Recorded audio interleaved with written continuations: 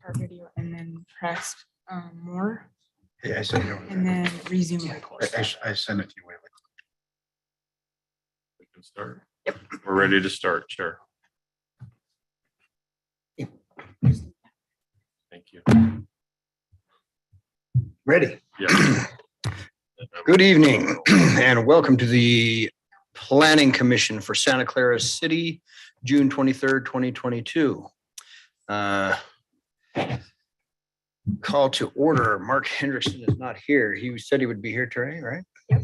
I'm pretty sure he was supposed to. So if I may impose on a couple of you, I'll send you lead us in the pledge and then we'll have Curtis give us a prayer. Pledge allegiance to the flag of the United States of America and to the republic for which it stands, one nation, under God, indivisible, with liberty and justice for all. Okay, thanks to everybody for being here today. Thanks to staff for setting this up for us today and all the extra work. And there's the big fella right there. And we're going to have a prayer by Curtis because I forgot. Leave you an open spot to slide in here. Dear Heavenly Father, we bow our heads before Thee this evening to give Thee thanks for the blessings that we have. We're indeed grateful for the opportunity to meet here today to discuss business here in Santa Clara. We're grateful for this community in which we live, for our neighbors and those that associate here and the friends and feelings that we feel in this city. Please help us this evening to be able to make decisions that serve the best interest of this city and those that reside therein. We're grateful for the opportunity to serve here and ask Thee to help us to make these decisions that are in the best interest and to be able to help those that are speaking tonight and going over these issues to be able to talk about those things in which they've planned. Again, we are grateful for Thee and we love Thee and say these things in the name of Jesus Christ. Amen. Amen. Thank you, Curtis. Now you Of course I hit every light. Okay. Do we have any communication from the citizens that are on any subject that is not on the agenda tonight? Doesn't look like it. Okay, well, Jim, I think we'll turn the time over to you for the public. Okay. Thanks, Chair Weston. I hope everybody can hear me. So we do have a public meeting on the agenda tonight. It is item 4A1 to consider a new Verizon Wireless conditional use permit application to allow continuation of the existing use of the wireless communication facility located off Malaga Drive as currently constructed. The applicant is Verizon Wireless. I'm just going to talk for a minute or two here, and then I'm going to turn some time over to City Legal Counsel, Matt Entz. Matt's not here with us live, but he is virtual, and he wants to give an update to the Planning Commission. Okay. And then my understanding of the order will be allowing Verizon to give us an update on some of the things they did between our meeting 2 weeks ago on June 9th and our meeting tonight with some of the exhibits that we sent you earlier in the week as per the comments and questions. So this was discussed as a discussion item on June 9th, and that was led by Matt Entz, City Legal Counsel. So that was done then. And then, I'm sorry, that was done before that. June 9th, I need to go back. June 9th, we had a discussion which was led by Verizon Wireless, and Matt Entz, City Legal Counsel, was involved in that discussion as well. Verizon had the opportunity to go through the new application and all the material with the Planning Commission and provided a PowerPoint presentation. Prior to that, on May 26th, City Legal Counsel Matt Entz has discussed this during a discussion item on the agenda where we had some dialogue about the new application and the process moving forward. So between our last meeting and tonight's meeting, we did notice all property owners within 300 feet of the subject property That was discussed on June 9th because a conditional use permit application requires that the item be noticed as a public meeting rather than a public hearing. As a result, the Planning Commission can decide whether to take comments from any members of the public. I'm going to turn some time over to Matt now, who's going to provide a recap to the Planning Commission on the review of the pending application. And then we'll invite Verizon to take a few minutes to explain any additional materials that were provided. Then the Planning Commission can discuss the item and ask questions as needed. Just as a reminder, Matt sent all of us, as well as Planning Commission members, an email with a link to the share file folder containing the submitted materials associated with the conditional use permit application. And there has been also additional information provided in your packet. So with that, I'm going to turn the time over to Matt now. Matt, are you with us? Yeah, can you hear me? Yes, everyone can hear you. Okay. Thanks, Jim. I apologize that I'm not there in person. I've been sick this week and I decided it was probably better if I kept my distance. So Jim gave a pretty good summary of what brings us to this point tonight. So I'm not going to rehash that. And I think I can be really brief. The opportunity that you as a planning commission have tonight is, as Jim mentioned, to review the additional material that's been submitted by Verizon. You'll certainly have an opportunity to ask any questions of them that you have.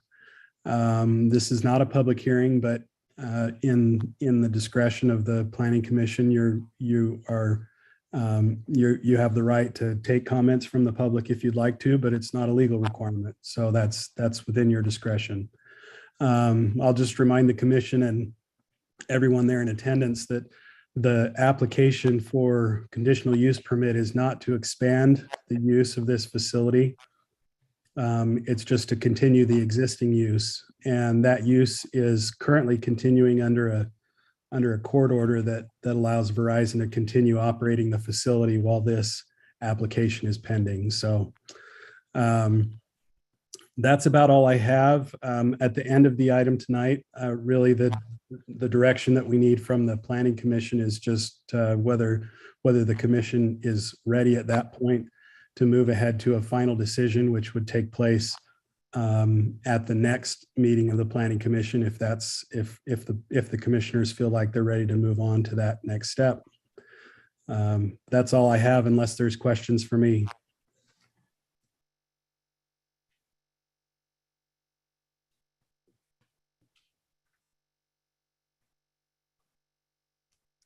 Good. Okay, I think we're good. Is a representative here from Verizon that would like to update us on the information you provided this past week? Yes, good evening, commissioners. Melissa Reagan on behalf of Verizon Wireless and Sherman Howard, 675 15th Street, Denver, Colorado. So at the last Planning Commission meeting, you had requested some additional information, which we submitted to the city this week. Jeff Jochimson and Nick Jensen, the RF engineers, are on Zoom. So I will present this information, but if we have technical questions, we may have to turn it over to the Zoom call. Melissa, I have the 4 slides that we Okay, sent perfect. to them this week. So, okay. Thanks, Jim. Yeah, so the first slide here is just showing, again, the propagation map without Charbonne on air. Jim, you can go to the second map. This shows it with on air, and this is at the 51 feet where it's currently built. It's 60 feet tall, but the antennas itself hit at 51 feet, 6 inches. So the black circles are indicative of what areas of service now are getting service from this facility. One of the commissioners the last time had requested, so on slide 3, we had talked about a new facility. Sorry, would you mind going to slide 3? Oh, I'm sorry. That's okay. We had talked about a new facility at Dixie Sunset Drive Plaza as one of it had been mentioned as an alternative the last time we were presenting this application, and wanted to see what it would look like with Dixie Sunset Plaza on site as well as Charbonne on site. So the one on the left map shows that with both sites on air. The one on the right shows it with just Dixie Sunset Plaza on air and Charbonne off air. So you can see that they're really kind of covering two separate areas within the city. We wouldn't be able to move this facility to Dixie Sunset Plaza and still provide the service that we're providing today. And then the last slide, slide number 4, this we just added in.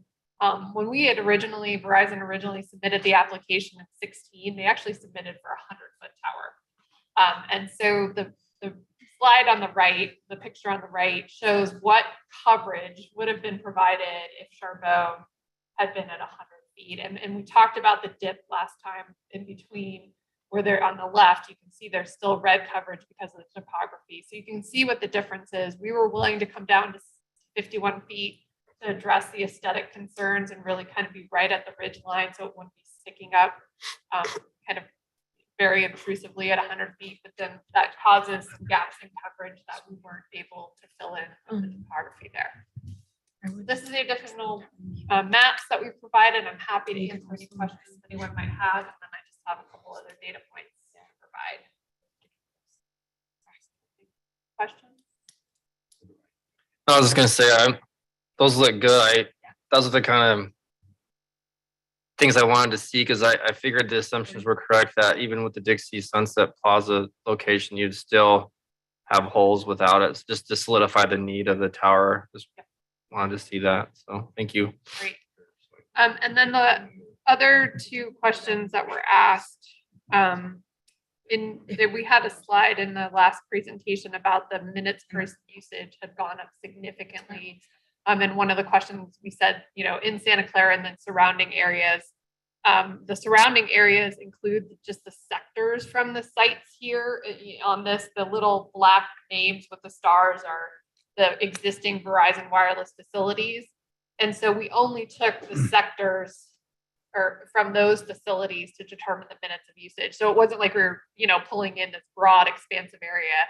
So you can see with this small area, just how significant that usage has increased here. And then one of the other questions was, was there a propagation map?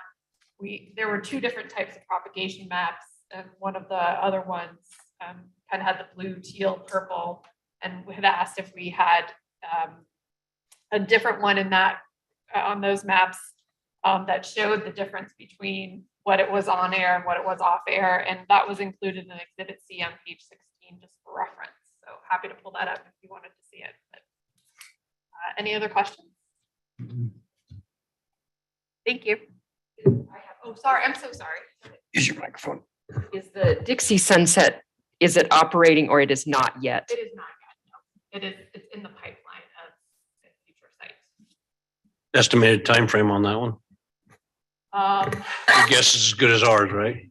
I could ask maybe Verizon, but I want to say I think what our time frame, if I recall correctly, was between 6 to 18 months was what we provided as far as facilities in the pipeline, but I can double check that. No, that's a, Melissa, would that be Daniel Thurgood who's on? Yeah, but he might.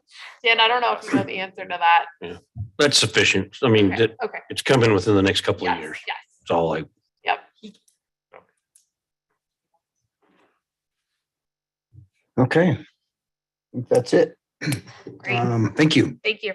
Good to see you again. Okay, anything else, Jim? I'm going to refer to Matt. Matt, do we have anything else that you'd like to bring up at this point?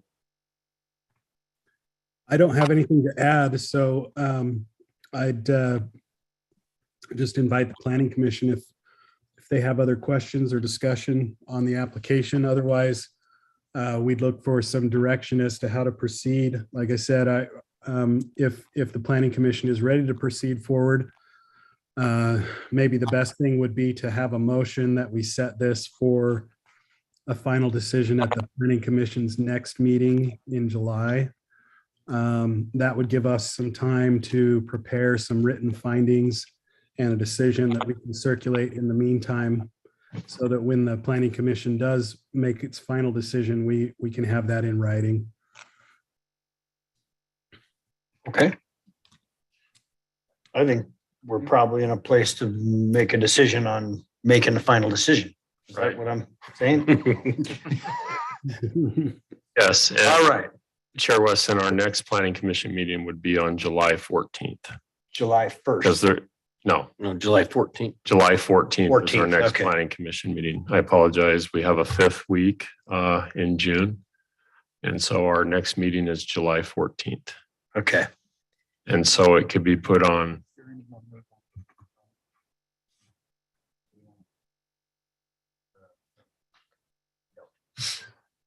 Okay. Well then, should we motion our way to making a final decision on July 14th? Okay, I will make that motion, Let's hear it. go ahead. that we motion to make that, have that on the agenda for July 14th for a final decision. Question on the motion. Matt, do you want to provide a little guidance here with the motion, or are you good with what you're hearing? We were talking earlier and I just want to give him the chance. Matt? I think that's fine. I think with the context that we've already discussed, I think we'll if the motion is approved, it'll be set on the agenda and that will allow us to, circulate the proposed decision like we've discussed. So I think I'm fine with the motion. Okay, proceed, Shelley. Thank you. Okay, I'm And I'll entirely second, done. I'll second that motion. okay, then we have a motion from Shelley and a second from Mark on moving forward towards a final decision on the July 14th meeting. All in favor? Aye. That was, Okay, was that everyone? and an abstain. And abstain.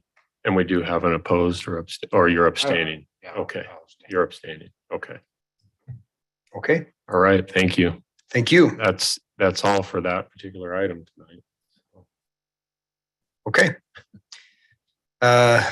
Moving on the agenda to number 5, which is a discussion item on the 2022 land use legislative update. I'm assuming you all were there. Who did I see there? I saw Mark Henderson. Did I see Shelley as well? They were actually quite I meant to entertaining. go, but there wasn't a reminder in the calendar invite. Tell me to. Oh, come on, Logan. I totally got past it. Yeah, I did see the two Marks and Shelley on, and so that's good. So I did reach out to Jordan Cullimore. He is the state ombudsman. Yesterday, he was part of the presentation for the slides, because I had not received the slides. Have any of the three of you received the slides that like was they gonna be one of told my us last questions. week? they told Yeah, us they'd send them to us and they didn't. yeah, all of us that attended or were registered would get the slides. I got another Okay. email from them, but it wasn't the Okay. slides in it. I just Right. got an email confirming that I'd attended the, Right, That's what I I've got. got that email. right. let me look, hold on. So I did get them about 5:15 today. So what I'll do is I will send those slides to all the planning commissioners. Those of you that attended and those of you that didn't attend, I'll just forward it to all of you. Because I reached out to Jordan directly and he sent them to me shortly before this meeting. So I'll forward those to you. But I just want to go over some highlights with the group since we have a few minutes here. And then those of you that attended, if you want to bring up something that, caught your attention or something that you would like to discuss a little more, feel free. But what I wanted to talk about was just some of the bills. And this presentation was specific to water and land use topics. That's our world, planning and zoning and land use. And so there were a list of bills, one of which was House Bill 168. And these are just my notes from that webinar. Like I said, after the meeting, I'll forward the presentation to each of you. Jim, Yes. I did receive it on the 15th. I stand corrected. Oh, you did? There was an attachment from him. Okay. I did not, but I got them today. Or perhaps I missed, so I'll forward Apologize. out. So the first one was House Bill 168. They discussed the water rights amendment and first priority for electricity generation. So the one that comes right to the top is Lake Powell. We've heard about the initiative that the governor passed. I think maybe all of us have heard about it. Some have, maybe some haven't. But there's an initiative that's been approved to take water from Flaming Gorge and pipe it down to Lake Powell to increase the lake level by 15 feet. That's a big pull. I don't know how many acre feet that is, but they don't want to lose them the opportunity to generate the hydroelectric energy because they have 3 to 5 million customers. I've heard different numbers. So that's important. And I believe they were within 10 or 12 feet of that level to where they would have to shut it down. So that's pretty important. And so they passed a bill on that. The next one was Senate Bill 110. This is water as part of the general plan, water use and preservation element of a general plan. And it applies to cities of 10,000 plus and has to be in place by December 21st of 2025. So there's a little bit of time here. We have our new water efficient and conservation ordinance. We don't have that number, but we're a community that's growing and we've got a lot of growth and a lot of building permits that in review. Cody could, So that was actually, know, one of my questions. So yeah, we're not at that number now. we're not. But to be preemptive, we've got the ordinance in place. Does that suffice for the master plan or do we have to add? We have to add an It has to be element. added to the. We'll have to create. So we an have to go through that element. whole process of the public hearing and all that. Right, stuff. right. We'll create an amendment to the general plan and bring it to you. I mean, we have until 2025. We have the water efficiency and conservation ordinance in place. I need to discuss this more with the mayor and council and legal counsel, but it's something we should do. Why wait? Because by 2025, we could be there. You know, we could be around those numbers. So let's be proactive and put that in place. And I think this end of the state's doing a good job with all this. Our folks up north need to kind of follow the lead that's happening down here. They're in drought conditions as well. So that's a brand new one. House Bill 118 is about wetland amendments. Don't know much about that one. This one I found interesting. House Bill 177, water well amendment, shallow wells of 30 feet or less, no permitting required. So that's probably, that's interesting because it takes a minute to get through the state engineer's office to get a permit to drill a well. And it can take a long time. Logan, you may know more about that than I do. Have you had any experience with that, being an Not engineer? drilling a new well, but Yeah, transferring water rights is quite a process. Yeah. okay. Right. So 30 feet or less, which is interesting. I don't know if there's much water in today's world at 30 feet or less, Well, if you but go up in my neighborhood in the Heights, their groundwater is only 10 feet deep up there. yeah. So I guess if you put like a little sub pump, there's a bunch of houses up there. They're just pumping water out of their basements nonstop. I guess you could start using that for. Come on, Even- I'll show you mine. Yeah, even right now during a dry cycle, even Yeah, it's I'll show you still too. there. Okay, well, that's good to know. I mean, if you ever want to see it, I'd be glad to show it to you. Okay, The engineering that we did cost me a ton of money, but it really made it work. And the Okay. city was excellent to work with in that time. That was 30 years ago too. well, that's interesting because there's a high water table, obviously. When I worked in Sandy City, we had a condo project known as Briarwood. And you may be familiar with it. They have those pumps that go around the clock for the condo project. And then the Sandy Cove built by Ivory Homes adjacent to it. Each one of those homes has to have its own subdrain system around the perimeter, around the foundation of the home with an individual clean out box because of that. So that's interesting. I didn't know we had that here. So I'm learning. Thank you. I found out when they were excavating the basement. Really? It was Okay. fun. Getting more in the land use bill area. The first one they brought up was House Bill 22. That's the Open and Public Meeting Act modifications. And so they talked about, identifying what constitutes a quorum, no proxy voting, electronic voting. If you do that, you have to have a roll call vote for electronic voting. So this is something I need to discuss with Matt and see how we should address this better. But if we do have people attending virtually, we should probably start doing a roll call vote is what it sounds like. And I'll discuss this more with Matt. I think we do a good job. But if we need to go one person at a time, once a motion's made and we get the vote, then that's not hard to do. Senate Bill 184, recording amendments. This is interesting and it'll be so this requires county recorder to accept electronic recordings of plats beginning on or before January 1st of 2023. Yeah. So by the end of the year, electronic plat recording. So will I have to do my signing on those electronically? Is that the way? I don't know. I think it can record electronically, but I think you still have to sign the actual physical Eventually you have document. to get that document Yeah. to To an them. electronic stage, right? To them. I guess so. So I don't know exactly what that means. That's a great question. In the conversation, it sounded like it and you were gonna have to carry around the big Mylar. The Mylar, Yeah. all the SIGs. and That it was all gonna, I don't know, but That's what it sounded like to me, because it sounded like the Mylar would be done away with when they were recorded electronically. Okay, You'd do everything would be digital signature. so it'll just be digital signature I'm on the actually going to be with the documents. county Okay. recorder next Are you? Wednesday. I'll ask Gary about that. That'd be great. And then I'll follow up with Rick and what his group's gonna do, because they produce plats. You know how that's gonna go. Logan, does your group do subdivision plats? I Yeah. assume you do. Yeah. Have you heard about this change? Mm-mm. Okay. Well, you're hearing now. It'd be interesting.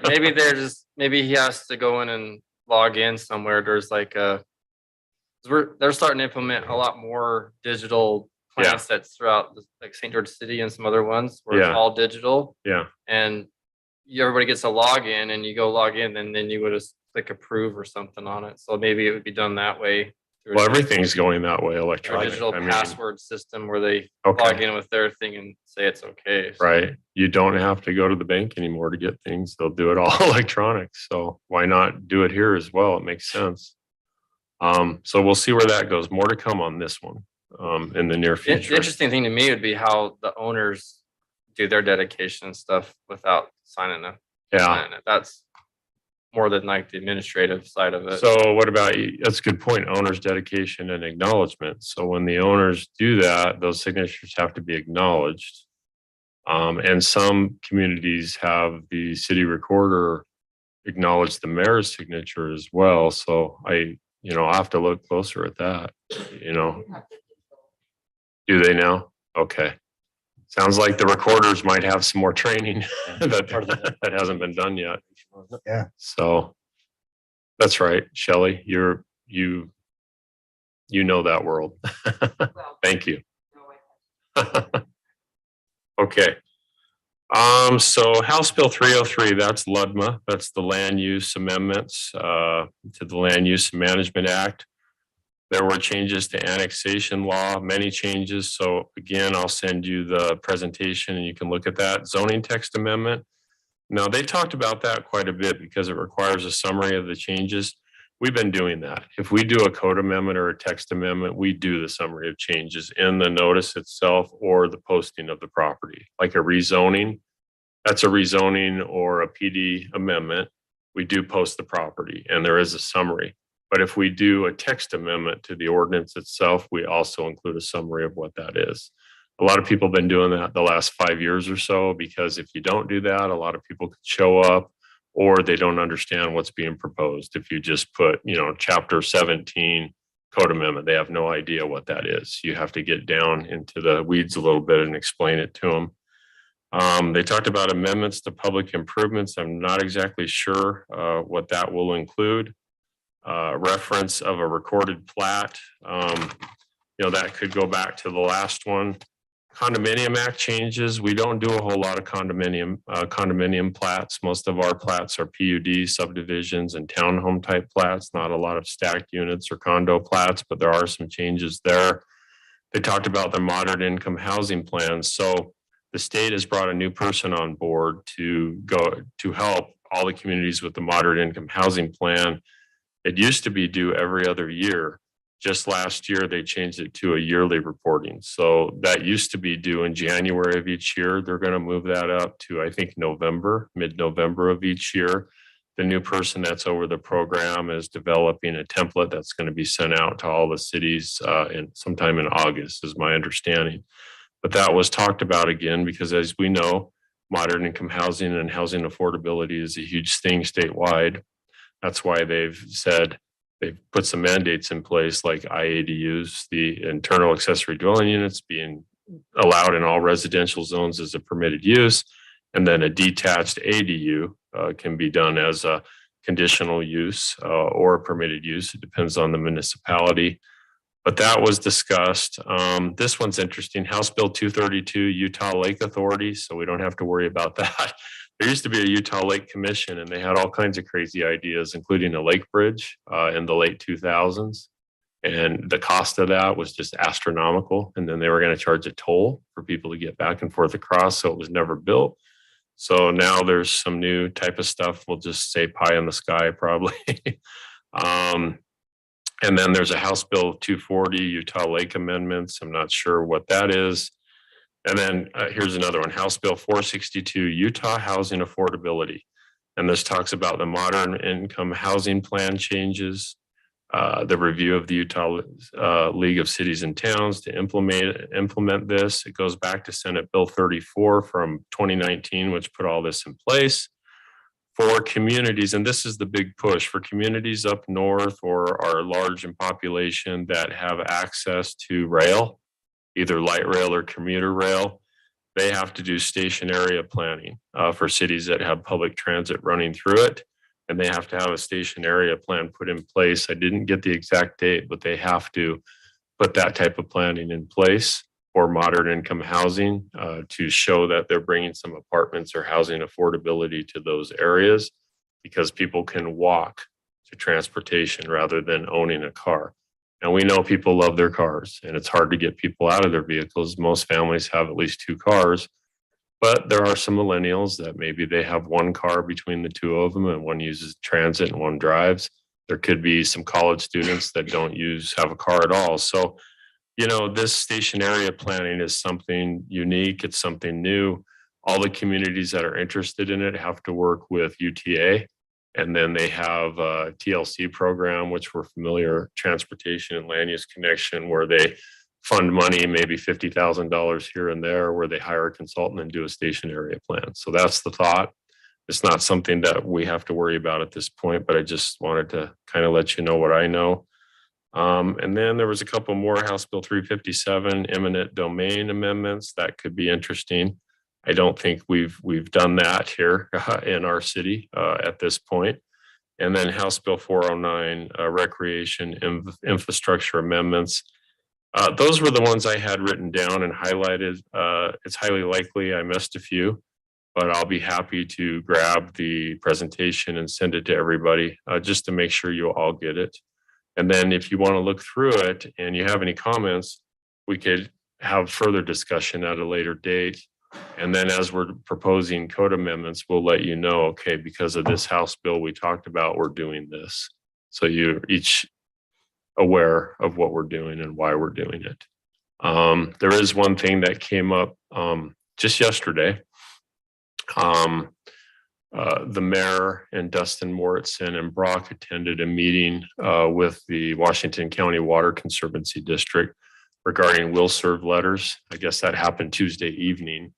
And they're now saying, you know, they haven't done any will serve letters. That's, you know, they told us to put that in the ordinances as per the model ordinance, and they haven't issued any. They're now saying they're going to start issuing them in January. So there will be will serve letters issued. But, and I'm just doing this on memory because I don't have my notes in front of me from a discussion I had yesterday before council. They're putting requirements in place for a preliminary plat versus a final plat.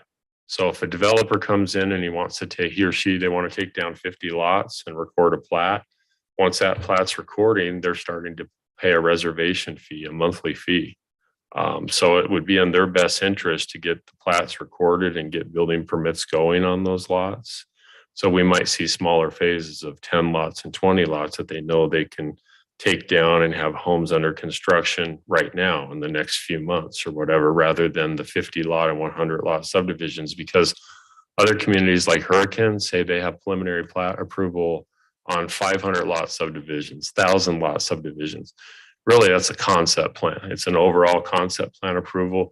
Preliminary plat, you know, here you can start putting the improvements in. You know, and most people will do that. They'll do the improvements and then record the plat rather than post a bond and then do all and record the plat and then do all the improvements. But there's a shot clock or a time clock. There's some provisions, so to speak, that are being put in place at a preliminary plat level and at a final plat level. And as a result, I'll be working with city legal counsel to update the subdivision ordinance in the next few months. So that's Title 16.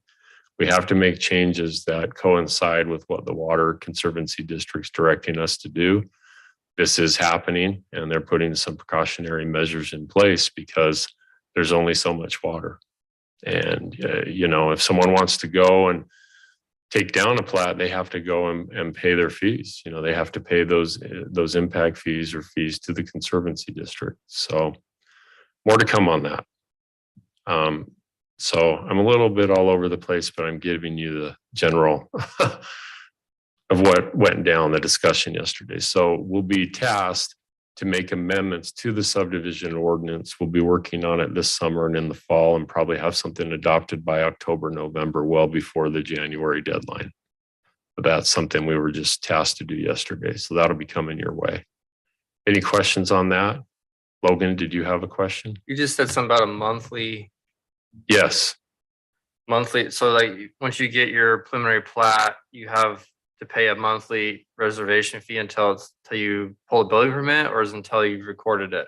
Well, it's until it's until the building permit is pulled, is my understanding of it. Did you hear it any differently, Cody?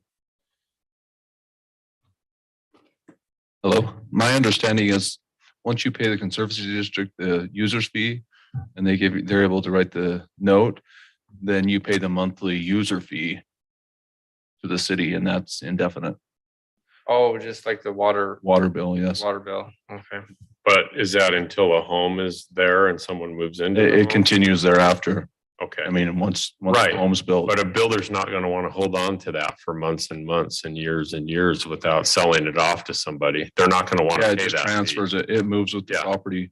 And the other thing that was pointed out, that some of the, like if you have an old home, you removed it and the lot sits vacant, they're honoring that for 10 years. And correct me, Jim, but I think you have to pay that user fee to keep that valid. Otherwise you have to go back and pay the new- district fee again. New application fee. Right. Right. So we just got word of this yesterday and we're working on it to understand it and start working forward on making changes so our subdivision ordinance complies with the water standards that are needed or necessary for the area.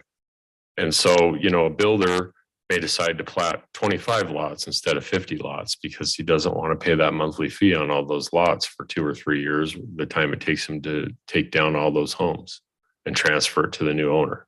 So thanks for that clarification. I missed a step. So more to come on that. I'll stick with my commercial stuff. Thank you very much. That's all I have at this point for the Planning Commission tonight, unless you guys have additional questions. Thank you. Okay, thank you.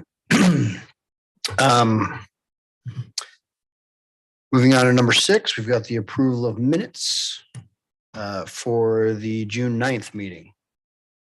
I have some comments.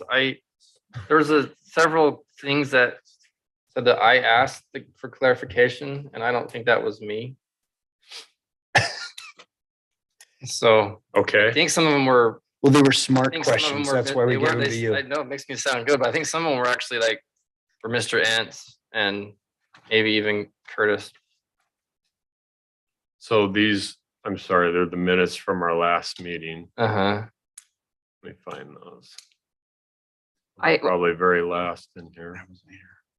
I concur with Logan. When I read them, I thought, I remember these conversations, but I don't remember it always being Logan. But I could have been wrong. I question. I'm not gonna lie, I didn't read the minutes yet.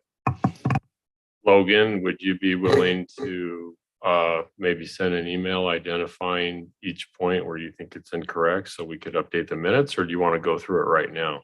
We can go What's through the it best now. way to where you're comfortable? We can go through it now if you would Okay. like. The first one, I'm pretty sure that was Matt Entz, where it talks about What page are you on of the minutes? page I have them. 3, clarification regarding the visual screening of the site from properties of within 1,000 feet. The only thing that I'm pretty sure that, I think that was Matt, but the only thing I remember talking about was requesting the additional graphics that they provided. And some of these, I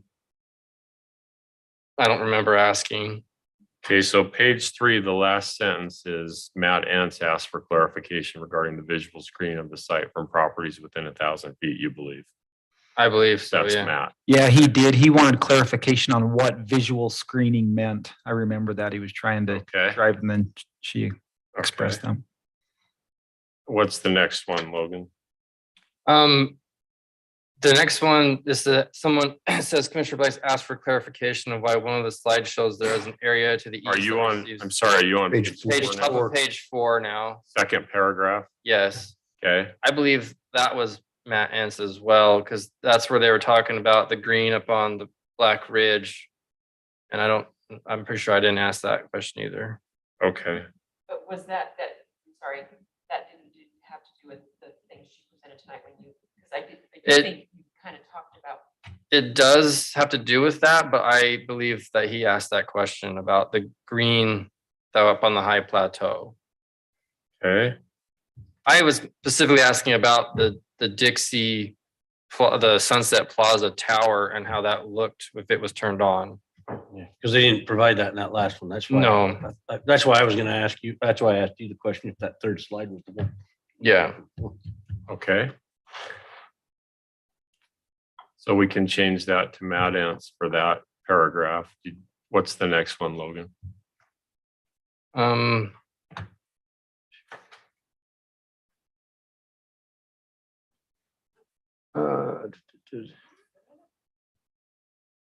I don't, honestly, all of the next 2 paragraphs, I don't think I asked those questions either. I do recall you asking some technical questions at the last discussion, at the last meeting 2 weeks ago, but you don't remember asking about co-location?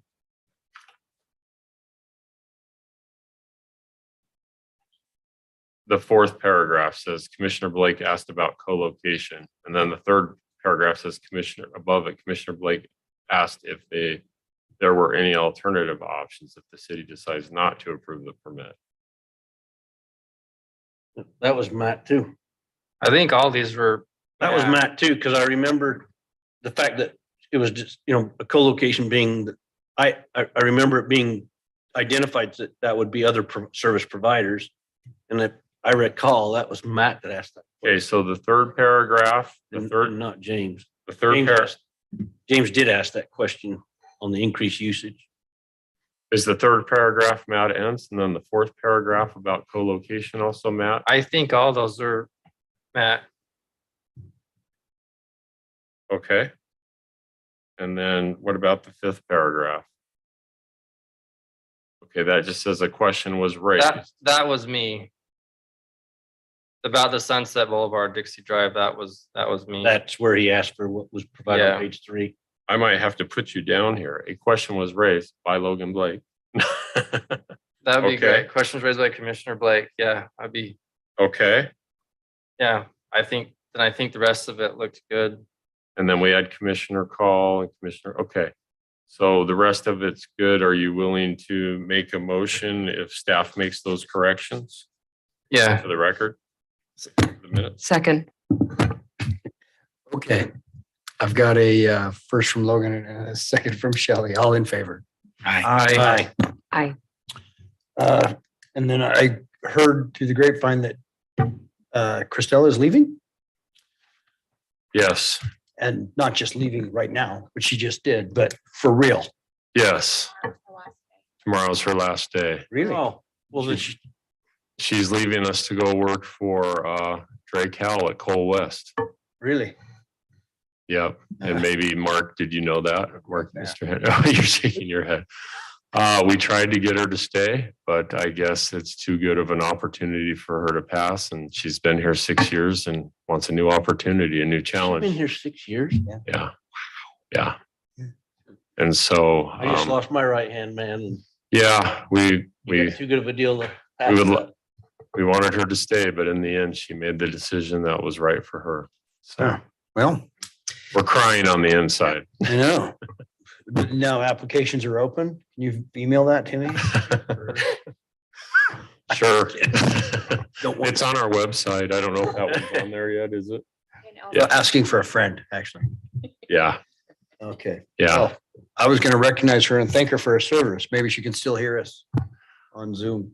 I'll let her know. She might be upstairs. I just wanted to also let the planning commission know, we're just planning for one meeting in July 14th, because July 28th, we talked about that being the week of the 25th and a lot of vacations and thing of that nature. I know Logan, you mentioned 2 weeks ago, you'd be out on the 14th. for that meeting? And the 28th. Okay, so we'll need to have 4 because I can- hopefully 5. I can Okay. call in from the lake on the. Okay, okay. We've got all the, we got our internet, our satellite internet working now. We're going to have a few items. This, of course, making a decision on this, and I can tell you the Silverado project's on. So that's a big deal. The Silverado mixed-use project off of Pioneer, just east of Harmon's, the 20 acres there that we've talked about. Yeah. Their rezoning project plan and draft development agreement will be before you on the 14th, Oh, good. along with this decision on the conditional use for Verizon. There could be a couple other small items I'm not thinking about right now, but those are the big items. So, Those are big. yeah. Okay. Excellent. Well, with that, we will adjourn the meeting, this planning commission for June 23rd, 22 until July 14th. Thank you. See you then. Awesome. Let me stop. Apologies for being late. When you know the day I'm in a hurry, I hit every stoplight, including the new Sunbrook one. Oh, shit. Yeah, I was like, really? You know what? I think you do. And then